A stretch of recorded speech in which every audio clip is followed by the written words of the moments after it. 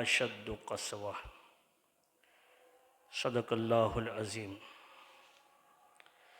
رب اشرح لی صدری ویسر لی امری واحلل عقدۃ من لسانی یفقہوا قولی۔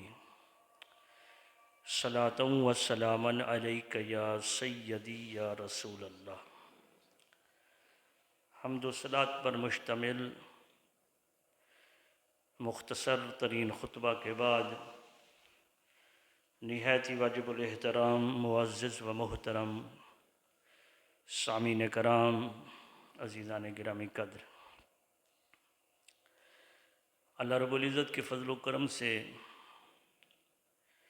اس کی دی ہوئی توفیق سے اللہ رب العزت کی مقدس و مطہر کتاب میں سے مقدس الفاظ تلاوت کرنے کا شرف حاصل کیا ہے۔ دعا گو ہوں کہ اللہ تبارک و تعالی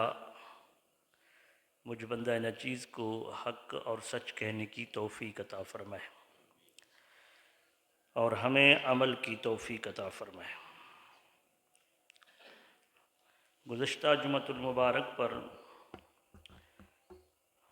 قیامت کی ہولناکیوں کے متعلق سورہ انفطار مکمل اور سورہ عبسہ کی کچھ آیات سے ہم نے گفتگو شروع کی اور اسی پر وقت ختم ہو گیا۔ قیامت کے متعلق متعدد صورتوں کے اندر ذکر ہے اور اس کی جو ہولناکیاں ہیں قیامت کی، وہ لرزہ اندوز ہیں، لرزہ خیز ہے۔ اللہ رب العزت ہم تمام کو اس سے محفوظ فرمائے اور اس زمرے میں داخل فرمائے جو قیامت کے دن بھی عیش و عشرت میں ہوں گے۔ آج اسی زمرے کا تذکرہ کریں گے اور اللہ رب العزت کی عطا سے حضور علیہ الصلاۃ والسلام کی شفاعت کا ذکر کریں گے۔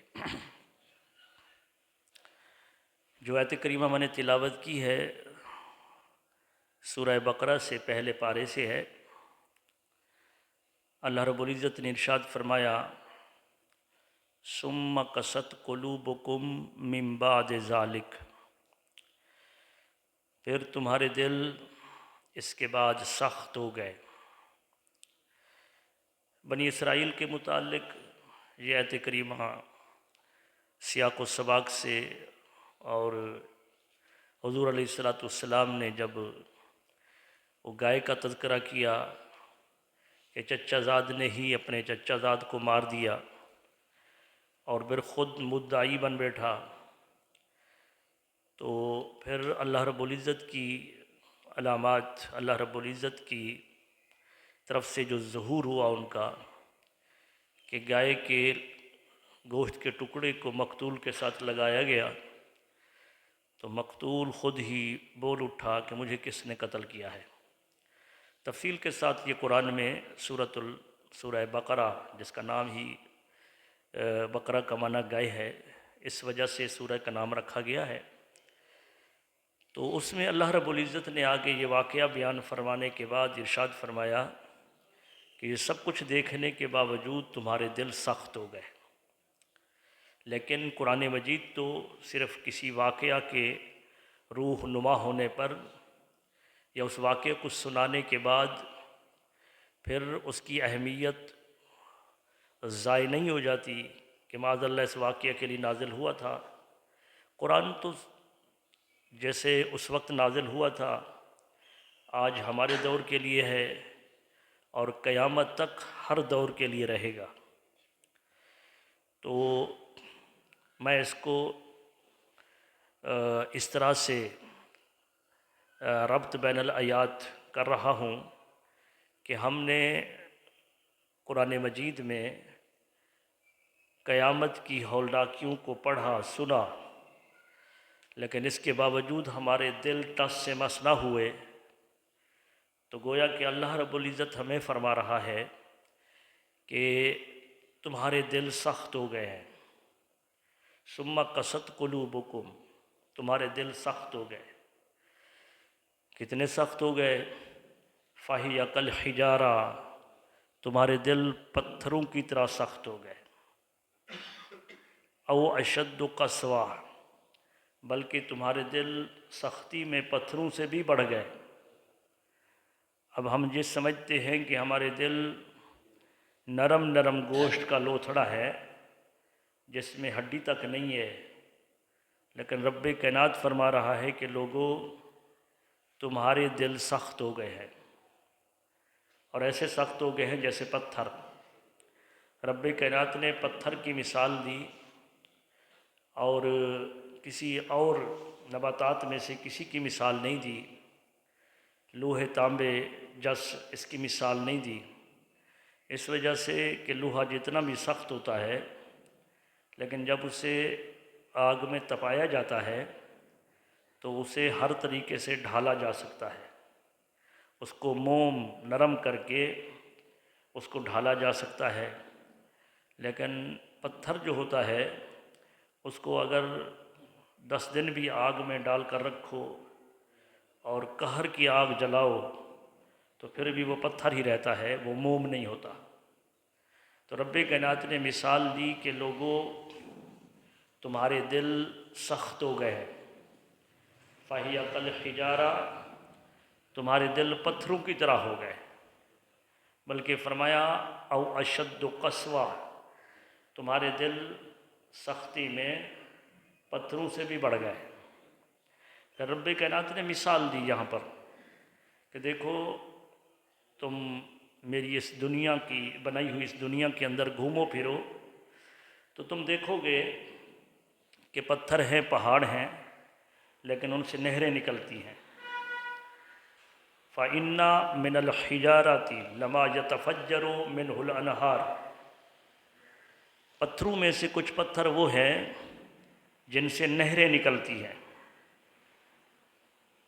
وَإِنَّ مِنْهَا لَمَا يَشَقَّقُ فَيَخْرُجُ مِنْهُ الْمَاءُ، اور پتھروں میں سے کچھ پتھر وہ ہیں کہ جو پھٹ جاتے ہیں اور ان سے پانی نکل آتا ہے۔ وَإِنَّ مِنْهَا لَمَا يَهْبِطُ مِنْ خَشْيَةِ اللَّهِ، اور پتھروں میں سے کچھ پتھر وہ ہے کہ جو اللہ کی خشیت سے گر جاتے ہیں۔ مثال دے کر فرمایا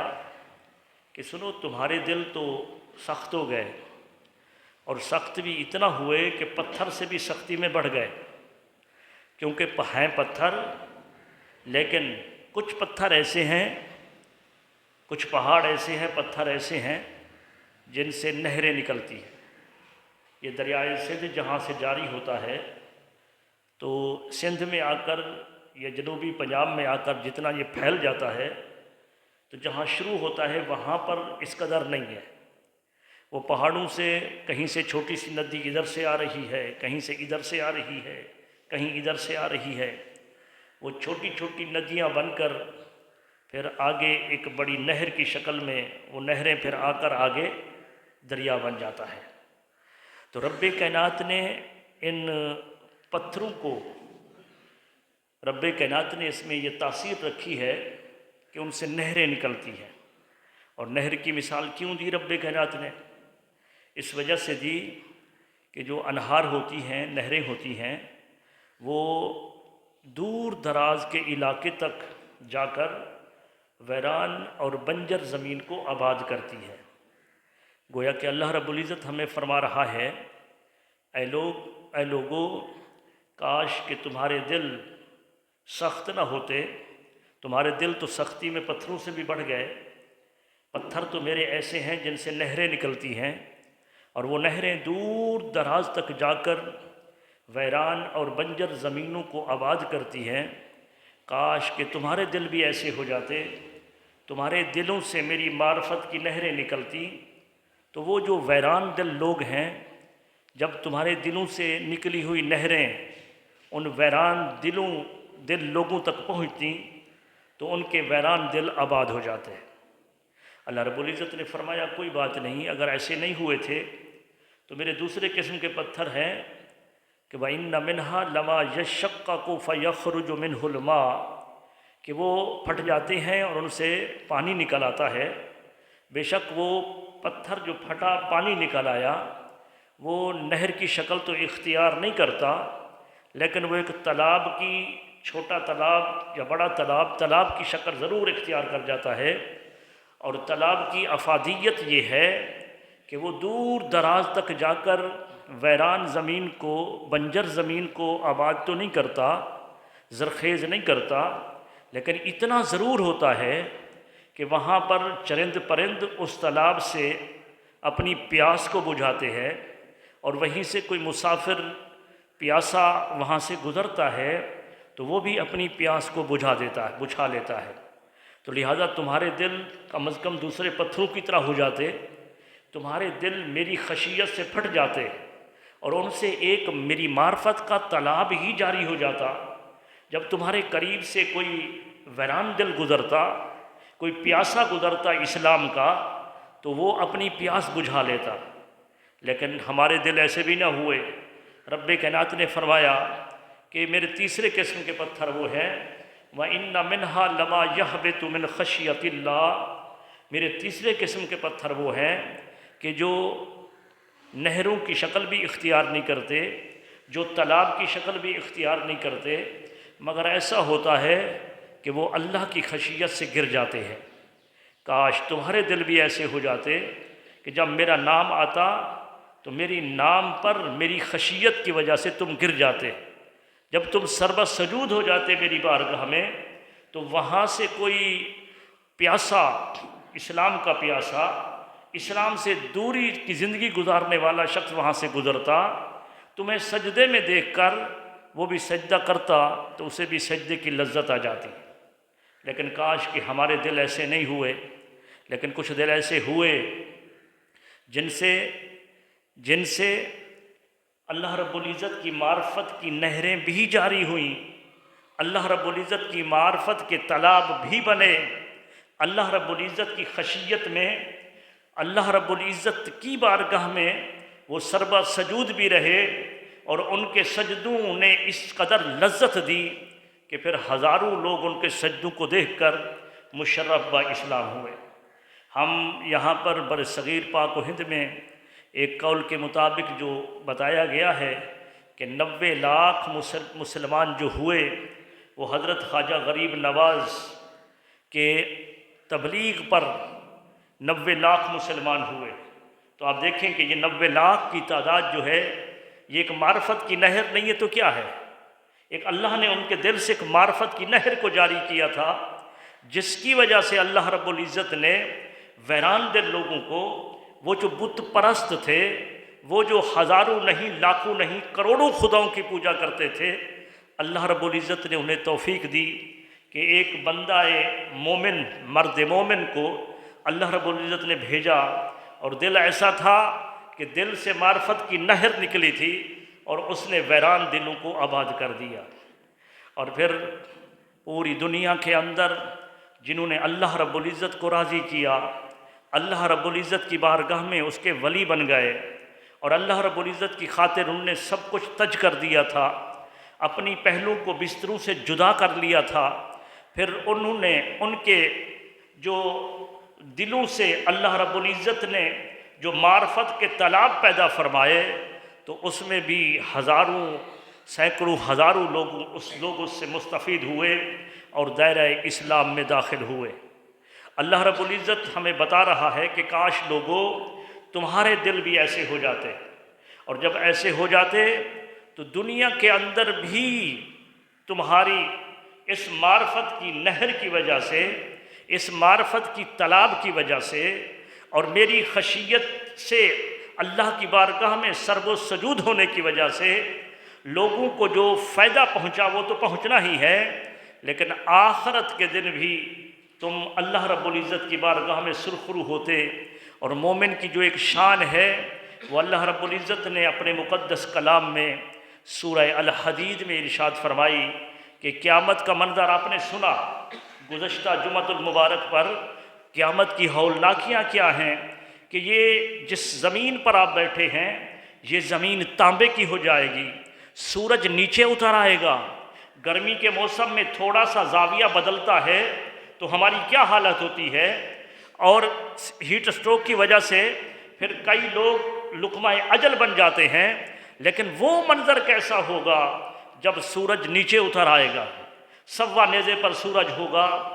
اور قہر کی گرمی ہوگی، اور پھر اس کے بعد سورج اور چاند یہ سب کچھ اڑا دیے جائیں گے۔ یہ پہاڑ جو بڑے بڑے جن کو آج بڑی بڑی مشینیں اپنی جگہ سے ہٹا نہیں سکتی، راستہ بنانے کے لیے پھر گورنمنٹ کو اربوں خربوں روپے لگانے پڑتے ہیں لیکن پہاڑ نہیں ٹوٹتا۔ لیکن یہ پہاڑ جس کو ہم اتنا مضبوط سمجھتے ہیں، یہ قرآن مجید ہی نے تو کہا کہ آخرت کے دن یہ دھنی ہوئی روئی کی طرح اڑ رہے ہوں گے۔ جیسے ہوا آتی ہے اور ایک دھنی ہوئی روئی جیسے پڑی ہوتی ہے، ہوا کا جھونکا آئے اور اس کو اڑا کر لے جاتی ہے، پتنگا کہاں ہوتا ہے، کچھ کہاں اس کے ذرات ہوتے ہیں، تو یہ بڑے بڑے پہاڑ جو ہے یہ اس ذرات کی طرح، یہ اس دھنی ہوئی روئی کی طرح اڑ رہے ہوں گے۔ آسمان پھٹ جائے گا، ستارے بکھر جائیں گے، سمندر بہا دیے جائیں گے۔ جو کچھ آپ نے پچھلے جمعہ پر سنا، تو یہ معاملات جب ہوئے تو اس وقت کیا کیفیت ہوگی؟ وہ محشر کا میدان جس کے اندر ہر کسی کو اپنی پڑی ہوگی، ہر شخص کو اپنے ایک دوسرے کی پرواہ نہیں ہوگی، باپ کو بیٹے کی، اولاد کی پرواہ نہیں ہوگی، اولاد کو ماں باپ کی پرواہ نہیں ہوگی، اور اس وقت جو ہے وہ میاں بیوی سے بھاگے گا، بیوی میاں سے دور ہوگی، ہر کسی کو اپنی پڑی ہوگی۔ لیکن بتانا یہ چاہتا ہوں کہ اس مقام پر بھی کچھ لوگ ایسے ہوں گے جو عیش و عشرت کے اندر ہوں گے، کچھ لوگ ایسے ہوں گے کہ جو ایسے اس وہاں میدان معاشر میں ٹہل رہے ہوں گے کہ جب جا رہے ہوں گے تو ان کے ساتھ دو نور چل رہے ہوں گے، ان کے بچھونے جہاں بیٹھنے کے لیے ان کو کہا جائے گا، بچھونے بھی نور کے ہوں گے اور ان کے گو تکیے بھی نور کے ہوں گے۔ رب کائنات نے سورہ الحدید کے اندر ارشاد فرمایا، یوم تری المؤمنین والمؤمنات، اے قرآن کو پڑھنے والے، قرآن کے قاری، تو دیکھے گا اس دن جب قیامت کا دن ہوگا، قیامت کا دن، محشر کا دن، تو دیکھے گا مومن مردوں کو اور مومن عورتوں کو، یسعی نورہم بین ایدیہم وبایمانہم، تو دیکھے گا کہ ان کا نور ان کے سامنے بھی دوڑ رہا ہوگا اور ان کے داہنے بھی دوڑ رہا ہوگا۔ وہ گھٹا ٹوپ اندھیرا قسم کا اور سخت ترین گرمی کے اندر بھی بندہ مومن اور بندہ مومنہ، بندہ تو ایک ہوگا، بندی ایک ہوگی، لیکن جنہوں نے اللہ رب العزت کو دنیا میں راضی کر لیا، اپنا حساب کتاب اس دنیا میں چکا لیا، وہ آخرت میں اس طرح سرخرو ہوں گے کہ قیامت کی گھڑی کے اندر، محشر کے میدان کے اندر، وہ بندہ مرد مومن جو ہوگا اس کے ساتھ دو نور چل رہے ہوں گے، ایک سامنے نور ہوگا اور ایک دہنے نور ہوگا، اور ان کے ساتھ جہاں بھی جائیں گے نور ساتھ چلتا رہے گا۔ تفسیر کے اندر آیا کہ نور ایسے جا رہا ہوگا، سامنے بھی نور، دہنے بھی نور، اور جب لوگ دیکھیں گے تو لوگ ان کا نام رکھ لیں گے کہ یہ نور والے ہیں، یہ نور والے آئے ہیں، یہ نور والے آئے ہیں۔ ارے وہ نور دنیا سے کما کر گئے ہیں، اور دنیا کا نور جہاں یہ دنیا کے اندر وہ اپنا حساب و کتاب چکا کر گئے ہیں، تو آخرت کی وہ گھڑی، وہ میدان معاشر کی گھڑی، وہ کتاب، حساب و کتاب کی گھڑی ان پر اتنا آسان ہو جائے گی، جس کو قرآن مجید نے فرمایا کہ معاشر کا میدان معاشر یا عالم معاشر وہ 50,000 سال پر محیط ہوگا، لیکن وہ خوش نصیب ایسے ہوں گے کہ ان پر وہ 50,000 سال کی گھڑی جو ہے وہ وقت عصر سے لے کر، عصر کا ٹائم جب سے شروع ہوتا ہے مغرب تک، وہ ان پر اتنا سا وقت ان کو سمجھ میں آئے گا کہ شاید اتنا ہی وقت گزرا ہے، گزرنے والوں پر وہ 50,000 سال کے برابر گزرے گا، اور جو اللہ رب العزت کے مقرب ہوں گے، جو مومنین ہوں گے، ان پر وہ 50,000 سال کا دن جو ہے وہ عصر اور مغرب کے درمیان جو وقت ہے صرف اتنا گزرے گا۔ اور پھر اللہ رب العزت فرما رہا ہے کہ پھر انہیں کیا کہا جائے گا؟ اور کہا جائے گا بشراکم الیوم، آج کے دن تمہیں مبارک ہو۔ صاف ظاہر ہے سب سے بڑی مبارک تو یہی ہے، سب سے بڑی کامیابی دنیا کی کامیابی نہیں، سب سے بڑی کامیابی آخرت کی کامیابی ہے۔ ارے دنیا کی زندگی آج میں 44-45 سال گزار کر بیٹھا ہوں، پیچھے مڑ کر دیکھتا ہوں تو کچھ سمجھ نہیں آتا، پتہ چلتا ہے کل کی بات ہے۔ ارے یہ مرنے کے بعد جب ہم جائیں گے برزخ کے اندر تو دنیا کی زندگی تو خواب کی طرح نظر آئے گی، وہ خواب جیسی زندگی جس کے لیے ہم رات دن ایک کر دیتے ہیں، اور ہم یہی سمجھتے ہیں کہ شاید ہم نے مرنا ہی نہیں ہے، جو کچھ کرنا ہے کر لو دنیا کے لیے، مکان بنانے ہیں تو بنا لو دنیا کے لیے، شاید ہمارے لیے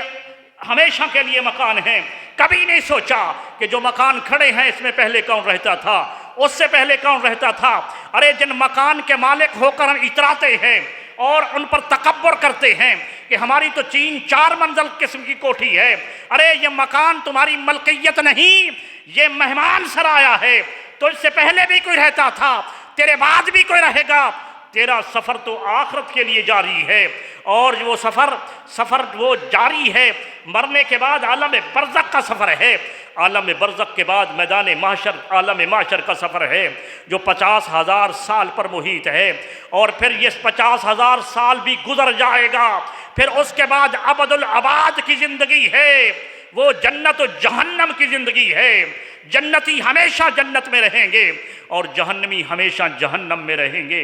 رب کائنات نے مومنین کو خوشخبری سنائی، مومنین اور مومنات کو خوشخبری سنائی، فرمایا یوم تری المومنین والمومنات، تو دیکھے گا مومن مردوں کو اور مومن عورتوں کو، یسعی نورہم بین ایدیہم و بایمانہم، کہ ان کا نور ان کے داہنے اور ان کے بائیں، ان کے سامنے اور داہنے دوڑ رہا ہوگا، اور وہاں پر انہیں کہا جائے گا بشراکم الیوم، آج کے دن تمہیں خوشخبری ہو۔ مولا کس چیز کی خوشخبری دی جا رہی ہے؟ حکم ہوگا جنات تجری من تحتہا الانہار، ان کو ان بہشت کے باغات کی خوشخبری ہے، ایسے باغات کی ملکیت ان کو دے دی ہے، ایسے بہشت کے مالک بنا دیا ہے کہ جن کے نیچے ایسے باغات ہیں جن کے نیچے نہریں جاری ہیں۔ مولا کریم یا اللہ، کیا یہ باغات دے کر کیا یہ پھر دنیا کی طرح چھینے تو نہیں جائیں گے؟ دنیا میں تو بہت کچھ جمع کیا، ہم سمجھتے رہے کہ شاید ہمارے پاس رہے گا، لیکن زندگی نے وفا نہیں کی، پھر دنیا کو چھوڑ آئے، جو کچھ جمع کیا تھا دوسروں کے لیے چھوڑ آئے۔ لیکن کیا یہ جو باغات بہشت عطا فرما رہا ہے تو باری تعالیٰ کیا اس کا معاملہ کیا ہوگا؟ فرمایا سنو خالدین فیہا، یہ جنات، یہ باغات جو تمہیں عطا کر دیے جائیں گے یہ تمہارے لیے ہمیشہ ہمیشہ کے لیے ہوں گے، خالدین فیہا، تم ہمیشہ ہمیشہ کے لیے اس میں رہو گے، ذالک هو الفوز العظیم، فرمایا یہ اس دن کی سب سے بڑی کامیابی ہوگی، سب سے بڑی کامیابی یہ ہوگی کہ اللہ رب العزت اس دن بہشت عطا فرما دے گا، جنات عطا فرما دے گا۔ اب یہ حالت ہوگی مومنوں کی کہ مومن اس حالت میں ہوں گے، اور وہ اس مقام پر منافق بھی ہوں گے۔ کافروں کی بات نہیں ہے، کافر تو مومنوں سے کلام بھی نہیں کر سکیں گے، وہ تو کافر ہیں، مشرک ہیں، ان کا تو راستے جدا ہو گئے۔ لیکن جن کو ہم مسلمان سمجھتے رہے کہ یہ مسلمان ہیں، لیکن حقیقت میں وہ منافق تھے، جیسے مدینہ کے اندر حضور صلی اللہ علیہ وآلہ وسلم کے صحابہ کرام جس قدر ان کی نمازیں ہوتی تھی حضور کے پیچھے، تو اس طرح منافق بھی آ کر نماز پڑھتے تھے، جیسے مومن نے پکڑی باندھی ہوتی تھی اس طرح منافق نے بھی باندھی ہوتی تھی، جس طرح حضور کی بارگاہ میں مومن بیٹھتے تھے اس طرح منافق بھی بیٹھتے تھے۔ قرآن مجید کے اندر ہے، اس طرف نہیں جا رہا ورنہ وقت ختم ہو جائے گا۔ پھر رب کائنات نے اپنے پیارے حبیب سے فرمایا کہ اب مومن منافق اکٹھے نہیں رہیں گے، حتی یمیز الخبیث من الطیب، ما کان اللہ لیذر المؤمنین علی ما انتم، حتیٰ یمیز الخبیثۃ من الطیب، اللہ کی یہ شان نہیں ہے کہ اب منافق مومنوں کے ساتھ ملے جلے رہ جائیں، اللہ ان خبیثوں کو طیبوں سے جدا کرے گا۔ منافقین کو رب کائنات نے منافق نہیں کہا اس مقام پر، بلکہ فرمایا خبیث، ان خبیثوں کو اللہ طیب سے جدا کرے گا۔ تو جب حضور کے زمانے میں منافق تھے تو کیا خیال ہے آج کوئی کمی ہے؟ اللہ ہمیں منافقت سے بچائے۔ آج کمی نہیں بلکہ آج تو برا دور ہے، سب سے عظمت والا دور حضور کا دور۔ حضور نے فرمایا سب سے افضل دور میرا، پھر اس کے بعد جو ملا ہوا ہے، پھر اس کے بعد جو ملا ہوا ہے۔ تو جوں جوں وقت بیتتا جا رہا ہے، ہم آخرت کی طرف بڑھتے جا رہے ہیں، وقت ہمارے لیے برا آتا جا رہا ہے، برا آتا جا رہا ہے۔ تو اس طرح سے جب اس وقت منافقین کے اندر، منافقین کی جب جو اتنا تعداد کے اندر تھے، امام بخاری نے 300 مرد 150 عورت لکھا، تو آج تو اس پرفتن دور کے اندر منافقوں کی کون سی کمی ہے؟ بتانا یہ چاہ رہا ہوں کہ ہم نے قرآن مجید، فرقان حمید، حدیث مبارکہ، آقا علیہ الصلوۃ والسلام کی سیرت، یہ سب کچھ ہمارے سامنے ہے، علماء کرام آپ کے سامنے بیان کرتے ہیں۔ اگر ہم نے قرآن و سنت پر عمل نہ کیا، منافقت کی نہج پر چل پڑے، تو منافقوں کا کیا حال ہوگا؟ مومنوں کا حال آپ نے سنا کہ 2 نوروں کے اندر ایک مومن مرد یا ایک مومنہ عورت 2 نوروں کے اندر گھری ہوگی، لیکن منافق کی حالت کیا ہوگی؟ منافق اس میدان معاشر کے اندر، عالم معاشر کے اندر، منافق مرد اور منافق عورتیں وہ گھٹا ٹوپ اندھیرے کے اندر ہوں گی، کافروں کی طرح ان پر عذاب ہو رہا ہوگا۔ تو وہ چونکہ مسلمانوں کے ساتھ رہتے تھے، اکٹھے اٹھتے بیٹھتے تھے، سوسائٹی ایک تھی، اور آپس کے غم اور خوشی کے اندر شریک ہوتے تھے، کبھی کبھار مسجدوں میں بھی جمع ہو جاتے تھے۔ تو اس وجہ سے جب اتنا آپس میں قربت تھی، قریب تھے، تو اب وہ منافق جب دیکھیں گے مومنوں کو کہ شان یہ ہے کہ 2 نور ان کے ساتھ چل رہے ہیں، تو وہ پھر منافق مرد اور منافق عورتیں وہاں سے پکاریں گی، وہاں ان کو کہیں گی جو نور والے ہوں گے، یسعی نورہم بین ایدیہم و بایمانہم، جو ایک مرد مومن اور ایک مومنہ خاتون جو ہے 2 نوروں کے اندر گھیر کر وہاں چل رہے ہوں گے میدان معاشر میں، تو اس مقام پر پھر منافق مرد اور منافق عورتیں کہیں گی۔ قرآن مجید ارشاد فرما رہا ہے سورہ الحدید کی، یہ اس کے بعد کی آیت کریمہ ہے، فرمایا یوم یقول المنافقون والمنافقات، جس دن منافق مرد اور منافق عورتیں کہیں گی، کیا کہیں گی؟ کس کو کہیں گی؟ للذین آمنوا، ایمان والوں کو کہیں گی، انظرونا، ذرا ہماری طرف بھی دیکھو، نقتبس من نورکم، نور کا تھوڑا سا حصہ ہمیں بھی دے دو، تم 2 نوروں کے اندر گھرے ہو، میدان معاشر کے اندر ہر کسی کو اپنی پڑی ہے، ہر کوئی اپنی میں غرق ہے، لیکن تم ہو کہ تم 2 نوروں کے اندر گھرے ہو، ذرا سنو، تھوڑا سا نور ہمیں بھی دے دو۔ جب یہ نور مانگیں گے مومنوں سے تو انہیں کہا جائے گا کہ لرجعوا وراءکم فالتمسوا نورا، ارے ہم سے نور طلب کرنے والوں، ہم سے نور مانگنے والوں، واپس پلٹ جاؤ دنیا میں، وہاں سے نور کما کر آؤ۔ یہ نور کی یہ خیرات جو اللہ تبارک و تعالیٰ نے عطا کی ہے، یہ ایسے عطا نہیں ہو گئی۔ دنیا کے اندر ہم نے اللہ رب العزت کی فرما برداری کی، اس کے پیارے حبیب صلی اللہ علیہ وسلم کی فرما برداری کی، اور اللہ رب العزت کی فرما برداری کے اندر ہم نے وقت گزارا۔ اللہ رب العزت نے آج کے دن ہمارے لیے، آج کا دن جو